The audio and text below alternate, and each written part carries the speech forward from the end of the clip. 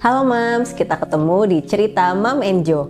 Perkenalkan, saya Dr. Sabrina Rizky Putri, spesialis bedah subspesialis onkologi konsultan. Saya adalah dokter ahli bedah onkologi yang berpraktek di Brawijaya Hospital Saharjo. Bulan Oktober ini adalah Breast Cancer Awareness Month. Maka ada baiknya Mams semua mengetahui dan mengikuti obrolan kita hari ini mengenai breast cancer. Oke, jadi kanker payudara itu adalah tumor atau benjolan yang sifatnya itu ganas, yang asalnya itu berasal dari jaringan payudara. Jadi tumor itu ada yang jinak, ada yang ganas. Nah, kalau kanker payudara itu termasuk yang sifatnya ganas.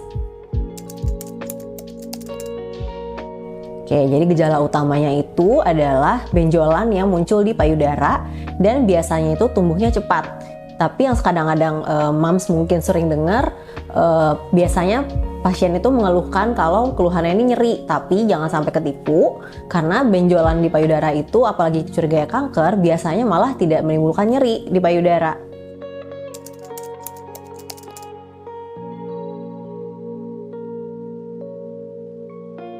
Nah, tadi seperti yang saya bilang, kalau tumor itu ada yang jinak, ada yang ganas. Jadi belum tentu semua tumor itu adalah kanker atau tumor ganas.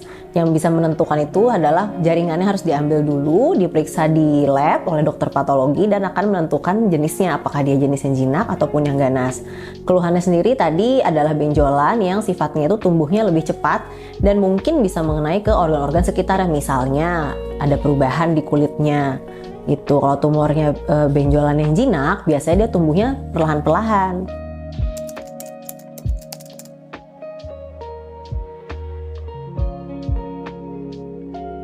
Oke, kalau untuk kanker payudara sendiri penyebabnya itu multifaktorial ya Mams. Jadi pertama, pada yang resikonya tinggi itu contohnya ya pada perempuan yang usianya mungkin udah cenderung lebih tua ya, 40 tahun ke atas. Kemudian ada riwayat keluarga, khususnya ibu kandung ataupun saudara kandung yang memang memiliki kanker payudara. Kemudian tadi dari pola makan yang mungkin kurang sehat, jarang olahraga, konsumsi alkohol dan merokok, juga exposure atau pajanan terhadap zat-zat hormonal. Contohnya misalnya Mams ada yang pakai KB yang mungkin yang suntik ataupun yang pil, tapi jangka waktunya tuh panjang gitu. Itu juga merupakan salah satu faktor resiko dari kanker payudara. Selain itu mungkin tadi ya kalau ditanyakan apakah ada hubungannya nggak sih antara stres atau psikologis terhadap kanker payudara. Jadi ketika tubuh kita sedang stres, tubuh kita ini menghasilkan hormon-hormon stres, contohnya hormon kortisol, terus kemudian ada peningkatan hormon estrogen. Nah, hormon-hormon tersebut dikatakan ada sedikit banyak berpengaruh terhadap perubahan-perubahan yang terjadi di payudara kita. Salah satu contohnya kanker payudara. Cuman kalau dikatakan apakah itu faktor utama, jawabannya tidak.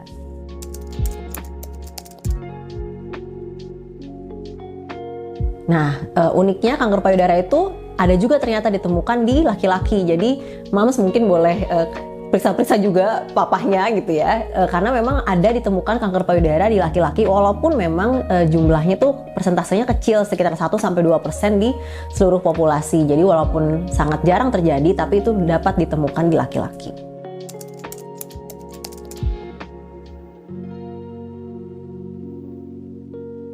Jadi kalau Mams semuanya nih ada yang lagi periksa payudara, kemudian kok kepegang ada benjolan, yang pertama jangan khawatir dulu, jangan takut-takut dulu. Jadi periksakan dulu Mams ini ke dokter untuk dipastikan ini betul atau tidak benjolan atau mungkin ada yang lain. Kemudian pasti dokter akan melakukan pemeriksaan fisik payudara yang diperiksa, kemudian akan dimintakan pemeriksaan radiologis ya, contohnya USG payudara, atau mungkin yang usianya sudah 40 tahun ke atas biasanya akan ditambahkan pemeriksaan mamografi.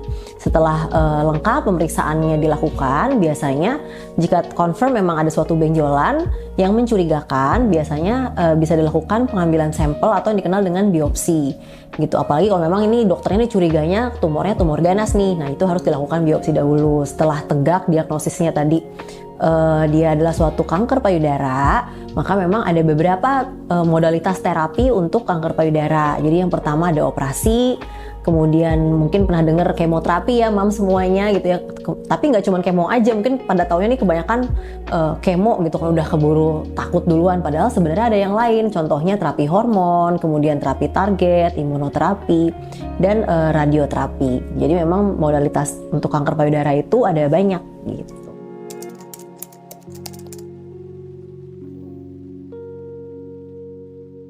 Oke, jadi agak advance nih ya sebenarnya pembahasannya. Jadi kalau untuk yang kemoterapi itu apakah semua pasien kanker payudara kemoterapi? Jawabannya tidak.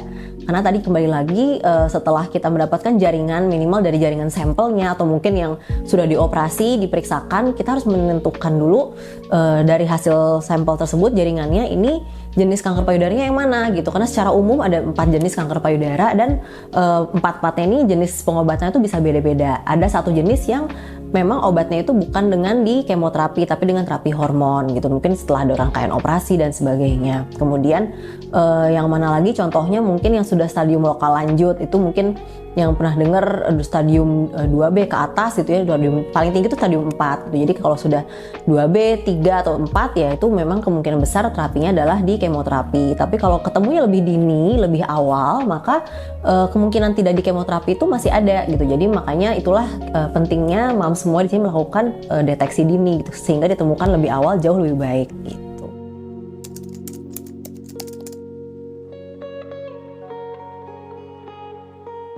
Ya oke, jadi tadi faktor resikonya adalah langsung dari saudara kandung atau ibu kandung ya yang memiliki kanker payudara.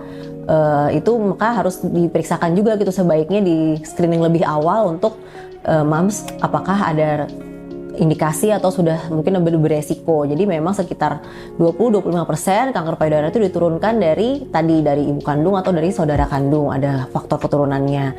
Kemudian memang yang spesifik itu adalah ada namanya gen BRCA1, BRCA2. Itu adalah gen yang memang spesifik diturunkan gitu mungkin ada dari ibunya kemudian ke anaknya, dan sekitar mungkin jika ternyata dites lebih awal gitu ya, ini tumornya belum ada nih, tapi ternyata dites ternyata ketemu gitu, memang resikonya akan terkena kanker payudara di kemudian hari lebih besar dibandingkan yang tidak ada mutasi gen BRCA tersebut di pasien tersebut gitu. Jadi memang harus diperiksakan dan di screening lebih awal.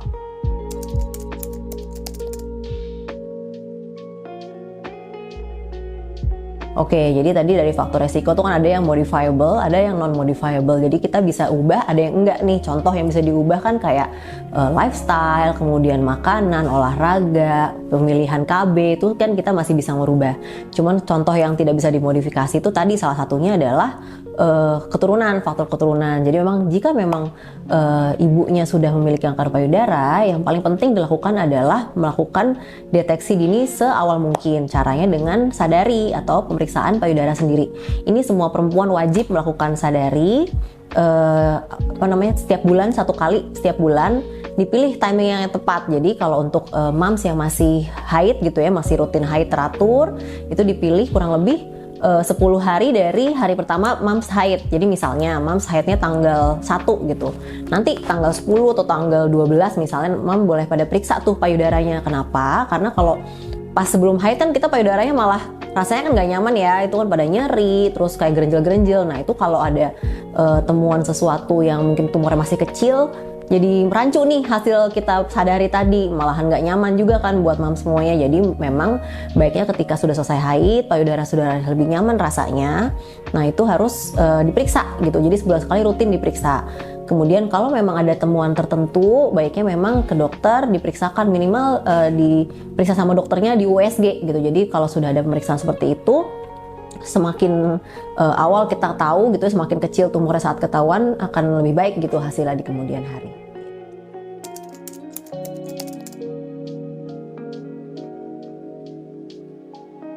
Ya oke, ini mungkin jadi bingung gitu ya ibu-ibunya kalau lagi hamil gimana, lagi nyusuin gitu kan, pusing juga.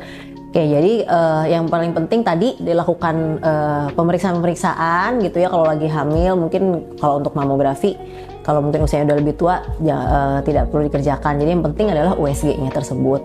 Kemudian diambil sampel, di biopsi. Zaman sekarang kan teknik biopsi itu sudah berbagai macam dengan mungkin seminimal invasif mungkin, sehingga tidak menimbulkan resiko yang bermakna untuk ibu-ibu yang sedang hamil maupun menyusui.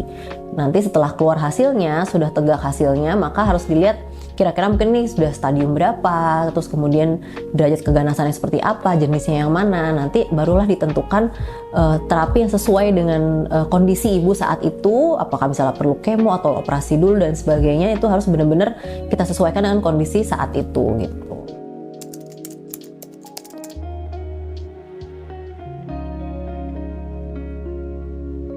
Oke, kalau memang ternyata tumornya dirasa pas ketemu diperiksa dan sebagainya ternyata curiganya mungkin tumor jinak gitu, dan mungkin ukurannya belum terlalu besar dan memang ke arah tumor jinak, bisa kita kasih pilihan untuk mam untuk menunda gitu ya, misalnya tindakan operatifnya mungkin pembedahan bisa ditunda dulu. Tapi memang kalau misalnya ternyata curiganya tumornya ganas, maka tetap harus dilakukan biopsi secepat mungkin gitu untuk benar-benar menegakkan apa betul nih tumornya ganas atau jinak.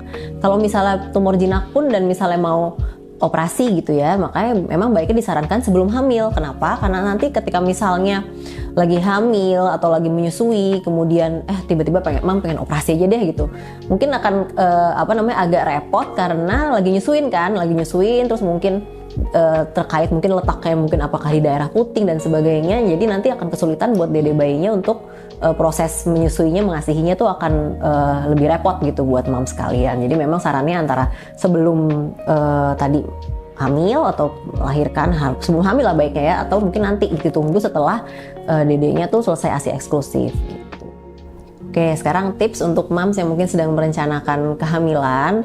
Apabila mams lagi periksa payudara kemudian teraba ada benjolan, itu baiknya memang langsung diperiksakan ke dokter. Jadi bisa kita tahu nih kira-kira kecurigaannya nih ke arah mana. Kalau memang ternyata ada indikasi ke arah tumor ganas atau kanker, maka tetap tadi harus dilakukan pemeriksaan seperti misalnya USG payudara. Jadi diperiksa sama dokter dan USG payudara. Dan kalau misalnya hasil pemeriksaan tersebut makin mengerucut ke arah tumor ganas atau kanker, maka secepatnya harus dilakukan biopsi. Jadi sarannya memang kita tunda dulu nih program hamilnya gitu, programnya ditunda dulu, kita beresin dulu nih masalah benjolan di payudaranya, dan ditegakkan dulu diagnosisnya. Karena kalau memang ternyata hasilnya setelah dibiopsi atau diambil sampel itu adalah kanker payudara, maka baiknya memang segera diterapi juga untuk yang sesuai dengan jenisnya tadi gitu. Dan karena ada beberapa terapi yang takutnya akan mengganggu kehamilan, sebaiknya ditunda dulu gitu.